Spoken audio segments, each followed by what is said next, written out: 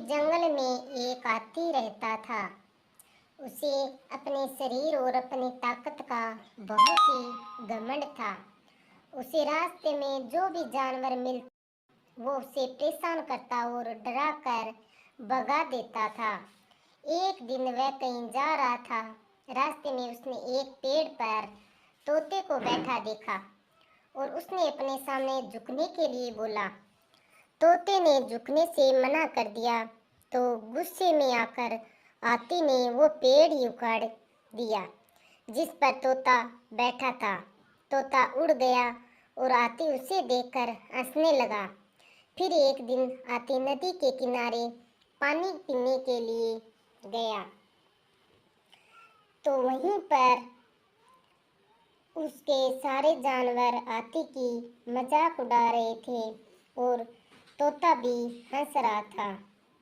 इसलिए हाथी बहुत ही दुखी हो गया और उसने सोचा कि मैं इतना बलवान हूँ, फिर भी मेरे से कोई जानवर डरता नहीं है। वह पानी पीने के लिए एक नदी पर गया। वहीं पर चींटियों का छोटा सा घर था। एक चींटी बड़ी मेहनत से अपने के लिए खाना इकट्ठा कर रही थी। यह देख हाथी ने पूछा कि तुम क्या कर रही हो? तो चिंटी ने कहा कि बरसात का मौसम आने से पहले अपने भोजन के लिए जमा कर रही हूँ ताकि बारिश का मौसम बिना किसी परेशानी से न हो।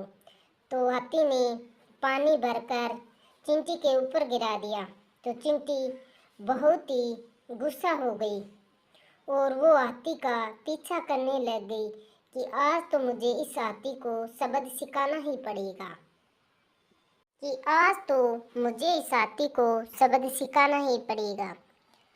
पानी से चिंटी का भोजन भी खराब हो गया और वो पूरी तरह भीग गई। यह देखकर चिंटी बहुत ही परेशान हो गई। उसने घमंडी हाथी को सबक सिखाने का सोचा।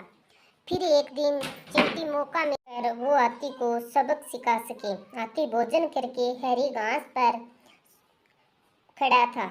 चिंटी खड़े हुए हाथी की सूंड में घुस गई और वो अंदर से काटने लगी।